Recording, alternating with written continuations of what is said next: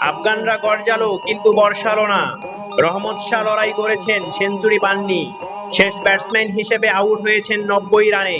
Champions ট্রফিতে নিজেদের অভিষেক ম্যাচে আফগানিস্তানের ইতিবাচক দিক বলতে এটুকুই, বাকি গল্পটা হতাশার।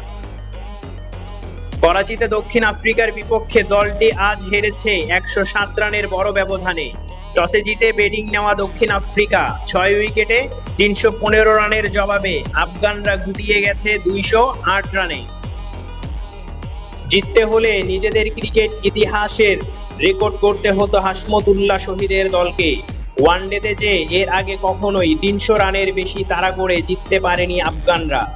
আর সেই কাজটা করার মূল দায়িত্ব ছিল আফগান দুই ওপেনারের উপর। কিন্তু রহমতুল্লাহ গুলবাজ ও ইব্রাহিম জাদরানের কেউ ভালো করতে পারেনি। ব্যাট হাতে আফগানিস্তানের হয়ে লড়াই করেছেন শুধু রহমত শাহ। দলের দ্বিতীয় সর্বোচ্চ 18 রান করে এসেছে রশিদ খান ও আজমতুল্লাহ ওমরজাইয়ের ব্যাট থেকে। এভাবে কি 316 রানের লক্ষ্য ছোঁয়া যায়? দক্ষিণ আফ্রিকার হয়ে 3 উইকেট নিয়েছে কাগিজো রাবাদা। নিউজটি যদি ভালো লাগে একটি লাইক দিবেন আর চ্যানেলটি সাবস্ক্রাইব করে সাপোর্ট করবেন।